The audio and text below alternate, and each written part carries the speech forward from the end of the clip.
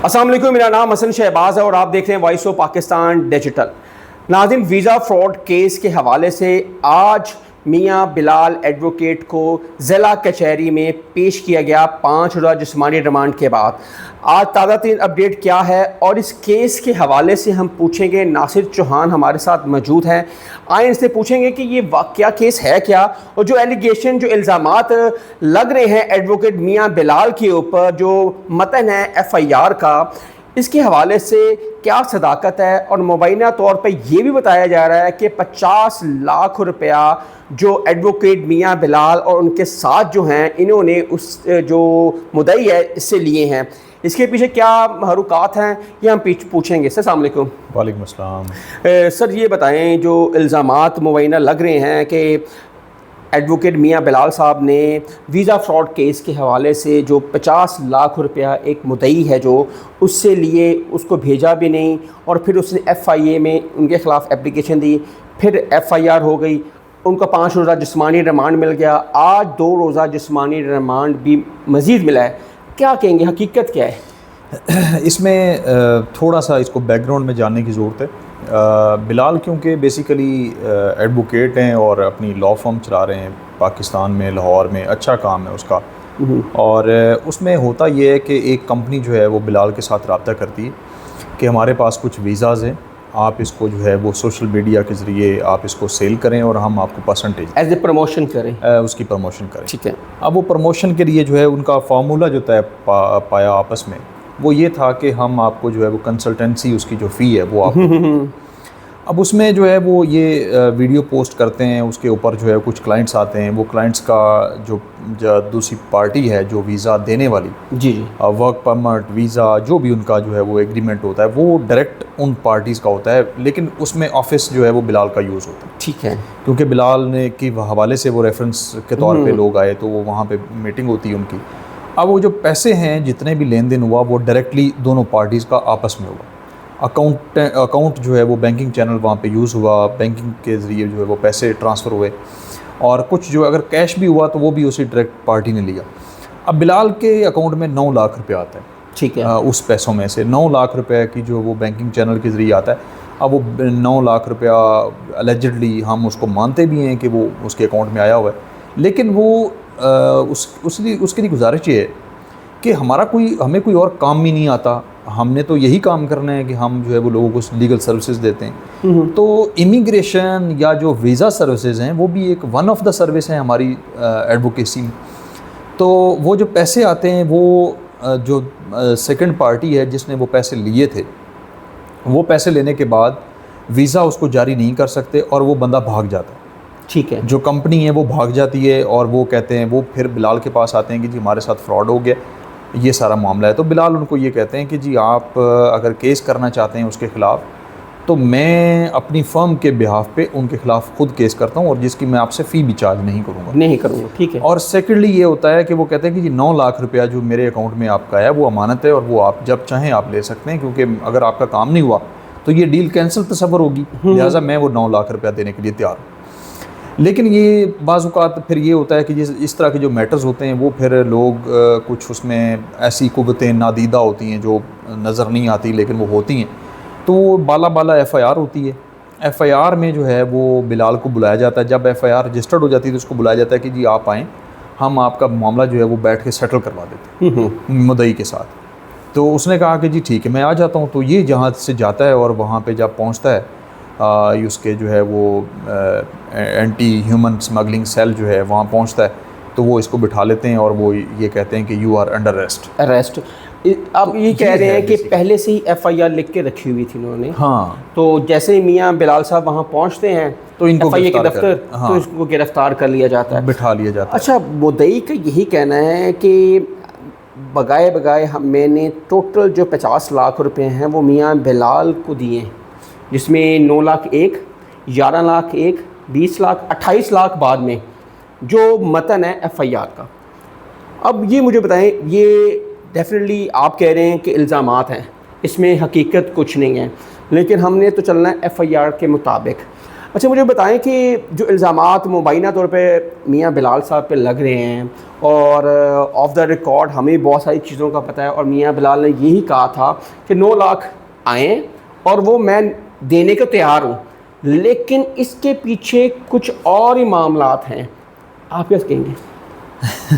अब वो और मामलात क्या हैं, ये तो इसका बेहतर जवाब तो बिलाल दे सकते हैं, या क्योंकि बेसिकली हमने तो अभी जैसे आपने फरमाया है, तो हमने तो बेसिकली उस मतन के ऊपर जाना है। एज ए कौंसल में बात करूं तो मैंने उस केस के ऊपर जाना है। कुछ ऐसी चीज़ें हैं जो सोशल मीडिया का, क्योंकि वो ऐसा बहाव है जिसको ना आप रोक सकते हैं, ना मैं रोक सकता हूँ, ना कोई दूसरा तीसरा रोक सकता है। वो बहुत सारी चीज़ें हैं, with the passage of time शायद वो खुल के सामने भी आ जाए, लेकिन अभी तक जो है वो जो हालात नज़र आते हैं वो यही है कि एक चीज़ तो समझ आती है, और वो प्रूडेंट माइंड जो है वो उसको बाकायदा तौर पे ओन भी करता है कि एफआईआर का इस तरह हो जाना ये समझ में नहीं आता। बिल्कुल, क्योंकि एफआईआर जो एफआईए की होता है तरीक़ेकार, वो ये है कि वो पहले इंक्वायरी करते हैं। उसकी लॉज में जो 1974 है उसके अंदर लिखा हुआ है कि सबसे पहले जो है वो आपने इंक्वायरी करनी।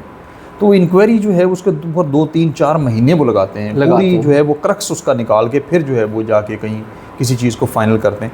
तो यहाँ पे कुछ चीज़ें ऐसी हुई हैं जो मैं कहता हूँ अबव द लॉ है। अच्छा, मियाँ बिलाल से ऑफ द रिकॉर्ड जब किसी की बात हो रही थी तो वो कह रहे थे कि मुझे ये जो सज़ा मिल रही है और इसके पीछे हमारे ही कुछ भाई हैं, और मुझे रजब भट्ट का साथ देने पर ये सब कुछ मेरे साथ किया जा रहा है। मैं बेसिकली इन मीडिया ट्रेंड्स को फॉलो नहीं करता। नहीं, ये उनका कहना है। उनका कहना, मैं वही गुजारिश कर रहा हूँ, तो मैं उसको फॉलो नहीं करता, और मुझे ज़्यादातर जो सोशल मीडिया जो पॉलिटिक्स है इसका भी इतना आइडिया नहीं है।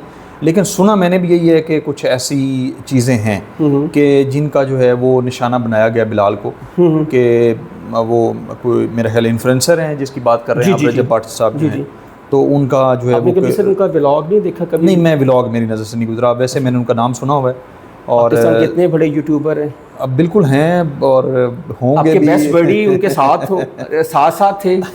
मुझे बल्कि थोड़े दिन ही पहले पता चला कि पहले उसकी बहुत लड़ाई थी। और जी, पहले तो वो एक दूसरे के बहुत मुखालिफ थे, गोलाबारी होती थी। अब बहुत अच्छे फ्रेंड हैं उनके। अच्छा। और सुना है कि एफआईए में उनसे मिलने भी गए हैं रजब भट्ट। हाँ, सुना है कि वो उन्होंने जाके कोई उनका सालगिरह का शायद केक काटा है या कुछ ऐसा जो है वो कोई उनको, मतलब राब्ता, सारी बात, अगर उनका ताल्लुक है तो राब्ता भी होगा और स्ट्रॉन्ग राब्ता है, तो इसलिए वो इस ट्रेंड्स को मैं ख़ास तौर पे फॉलो नहीं करता, क्योंकि हम मज़दूर कलम वाले लोग हैं, पढ़ने लिखने वाले। तो सर आप ये कहते हैं कि मियाँ बिलाल साहब जो कह रहे हैं कि मुझे रजब भट्ट की वजह से ये सज़ा मिल रही है, और कुछ मेरे अपने ही जो काले कोट वाले भाई हैं ये उनकी तरफ से सब कुछ हो रहा है। अब मियाँ बिलाल साहब माशाल्लाह उनके मिलियंस में फॉलोअर्स हैं, टिकटॉक पर, सोशल मीडिया पे बहुत अच्छी बातें भी करते हैं और कानून के मुताबिक चीज़ों को बताते भी हैं, और ऐसा नहीं लगता कि वो किसी से फ्रॉड करें। आज तक हमने नहीं सुना। नहीं, बिलाल बेसिकली मैं, क्योंकि बिलाल हमारे साथ लॉ कॉलेज में था, तो बिलाल से मैं आज का नहीं वाक़फ़, हमारी तकरीबन को 12-14 साल से हम रकाबत है, और बड़ा अच्छा याद अल्लाह है उससे। उसका ट्रैक रिकॉर्ड ऐसा नहीं है, और मैंने आज तक भी कहीं पे कोई ऐसी चीज़ सुनी या हमारी नज़र से नहीं गुजरी कि कहीं पे उसने कोई गलत किसी के साथ किया हो या फ्रॉड किया हो या लाइक समथिंग। बाज़ औक़ात ऐसी चीज़ें हो जाती हैं, मिस मैनेज हो जाती हैं। आप बाज़ औक़ात आप ये कहें कि कुछ ऐसी चीज़ें होती हैं जो बंदा नहीं सोच रहा, कहीं पे गलत बंदा नहीं होता, लेकिन उसको हालात साबित कर रहे होते हैं कि वो गलत। बिल्कुल ऐसा ही। तो आप ये कह सकते हैं कि वो किसी भी चीज़ का जो है वो शिकार हो गया। अब उसको आप हसद कह लें, आप उसको, जैसे आपने वो एक नुक्ता उठाया है कि किसी का साथ देने की वजह से हो सकता है, या अदरवाइज़ कोई हिडन इफेक्ट्स हो सकते हैं, लेकिन अदरवाइज़ जो प्रैक्टिकली हमने देखा है तो उसको हमने हमेशा अदालतों में देखा है, काम करते देखा है, मेहनत करते देखा है। बिल्कुल ऐसा ही है। और एक और शायद लोगों को ये बात पता ना हो, बिलाल उस ज़माने में भी, जब हम यूनिवर्सिटी में पढ़ते थे तो उस ज़माने में भी गाड़ी पे आता होता था। अच्छा, बिल्कुल ऐसा ही है। तो ये मतलब लोगों के जहन में शायद सवाल हो कि उसने मीडिया से कमाया है या कोई आज का वो टिकटॉक स्टार बन गया। उनके तो चैनल भी मोनेटाइज नहीं है। हाँ, चैनल भी मोनेटाइज नहीं है, तो इसलिए वो, मैं ये कह सकता हूँ कि उस टाइम पे भी उसके पास जो है वो एक अच्छी गाड़ी 2000 सीसी गाड़ी के ऊपर वो आता होता था।